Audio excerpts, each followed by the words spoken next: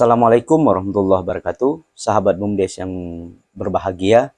Pada kesempatan kali ini saya ingin menerangkan bagaimana cara menjurnal penyertaan modal pada BUMDes. Tentunya mungkin sahabat BUMDes kebingungan untuk memulai bagaimana pencatatan laporan keuangan yang ada di dalam aplikasi yang baru saja di-launching oleh Kementerian Desa bekerja sama dengan Sekolah Tinggi Akuntansi Negara. Sahabat BUMDes, untuk menggunakan aplikasi laporan keuangan yang diterbitkan oleh Kementerian Desa bekerja sama dengan Sekolah Tinggi Akuntansi Negara ini, yang pertama dilakukan adalah dengan pengisian identitas terlebih dahulu. Misalnya untuk kolom identitas ini ada di folder home. Misalnya kita mulai dengan mengisi nama Pemda, Kabupaten Tanghari, kemudian kecamatan misalnya Maro Sebo Hulu, kemudian desa misalnya Desa Padang Kelapo, kemudian nama BUMDesnya misalnya Anugrah Jaya,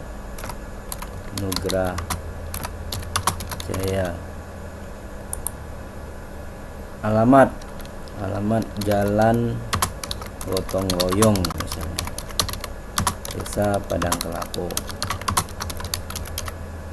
kemudian unit usaha. Jadi kita menggunakan aplikasi ini per unit usaha, satu unit usaha satu pencatatan.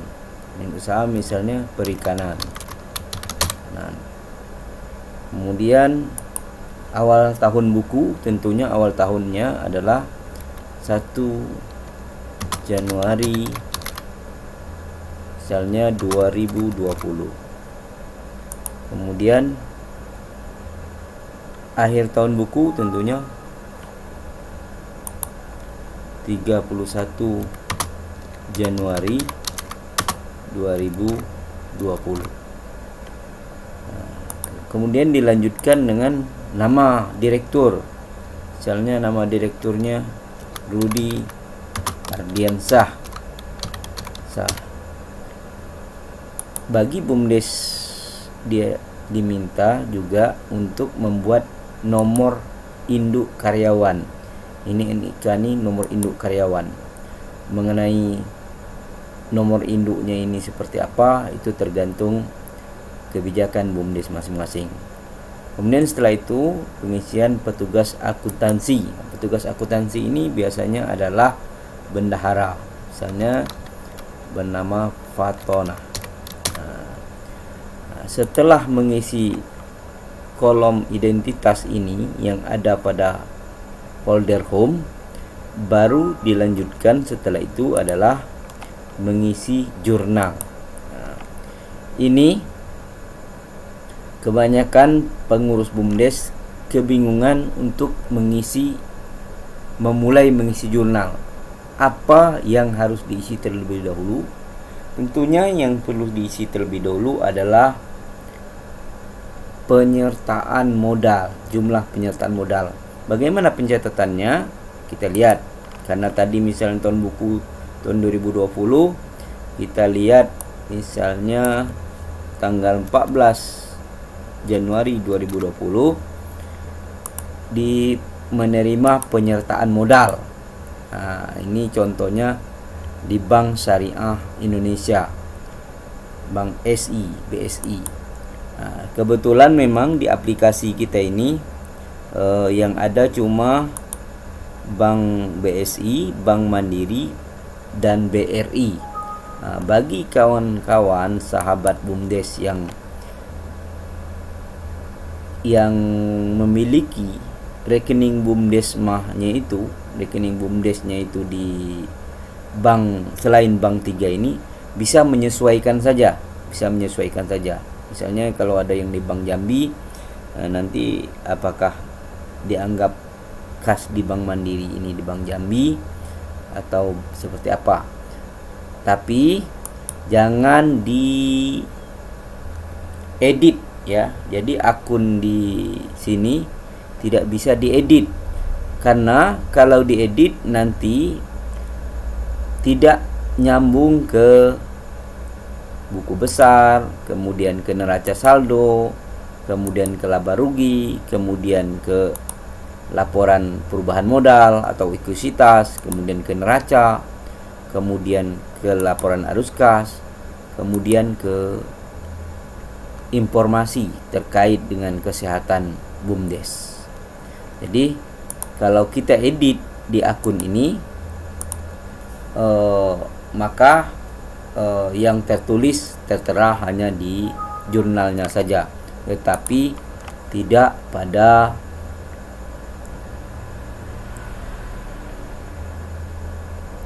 pada laporan yang lain.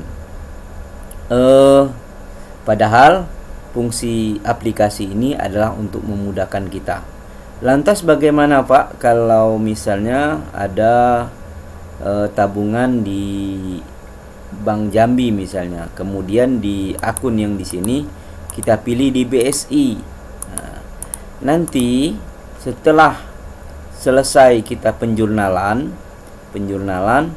itu tinggal nanti di copy. Jadi misalnya di laba rugi, nanti di copy di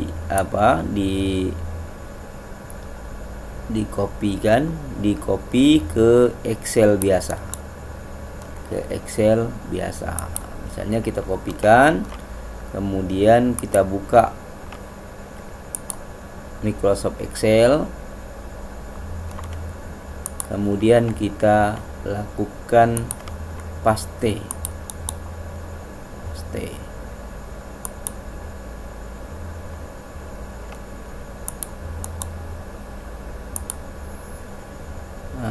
Kita lakukan paste. Jadi terpaste di sini. Kemudian kita edit sedikit, kemudian dan lain. Ya diedit sehingga ini. Untuk untuk kas itu dicatat di neraca. Misalnya kita lihat di neraca, misalnya di neraca ini tertulis neraca kas, tertulis di neraca kas. Tinggal di copy juga neraca, termasuk penyertaan modal ya kan. Jadi kas di Bank BSI terbaca di neraca, tetap di kas. Jadi tidak perlu Anda mengedit akun ini. Kemudian penjurnalannya terkait penyertaan modal ini tanggal 14 2020 misalnya kan, diterima penyertaan modal 50 juta. Jadi kas di Bank BSI ini kalau kita nerimanya di rekening ya. Tetapi kalau kita nerimanya langsung secara tunai, nanti ada kolomnya, kolom kas tunai namanya. Ada akun kas tunai. Tinggal Anda pilih 50 juta. Jadi di debit itu 50 juta, kemudian di kredit juga penyertaan modal sebanyak 50 juta. Ini 50 juta ya. 50 juta di kredit. Jadi kas di Bank BSI 50 juta, kemudian penyertaan modal 50 juta. Kalau pencairan penyertaan modalnya dalam bentuk tunai, makanya yang dipilih adalah kas tunai. Nih, bagaimana cara penjurnalan penyertaan modal. Bagaimana kalau setelah akhir tahun, misalnya akhir tahun 2022, kemudian mau melanjutkan membuat laporan untuk 2023. Yang menjadi patokannya adalah laporan perubahan modal. Nah, jadi laporan perubahan modal ini kita lihat berapa jumlah modal akhir. Misalnya ini 50 juta, artinya untuk jurnal tahun 2000. Nah, ini 2020 ya. Untuk jurnal tahun 2021 maka dimulai dari kas tunai 50 juta, juga penyertaan modal 50 juta. Kok seperti itu? Karena akhir tahun itu modal yang tersisanya itu terlihat pada laporan ekuisitas, perubahan ekuisitas. Jadi gunanya laporan perubahan modal ini adalah melihat berapa modal yang ada pada BUMDes. Tapi perlu diingat, modal yang di laporan ekuisitas ini bentuknya bisa jadi tidak berupa cash ya, kas. Jadi tidak, misalnya uang di bendahara itu melihatnya di modal, tidak, bukan. Kalau melihat uang di bendahara itu bisa di laporan arus kas dan juga bisa di neraca. Ini ya. Ini kas, kas di neraca misalnya. Nah, ini harus sama dengan kas yang di bendahara. Nah, bagaimana kalau kas yang di bank di bank misalnya,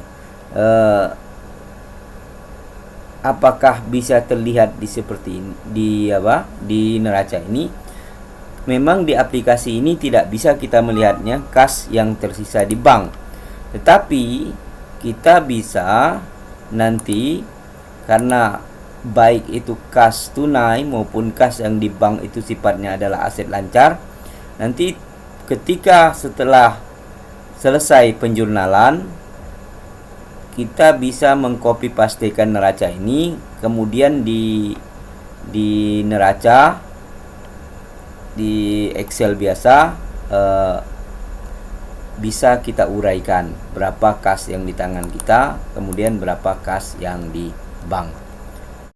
Demikian yang ingin saya sampaikan. Wallahul muwaffiq ila aqwamit thoriq. Assalamualaikum warahmatullahi wabarakatuh.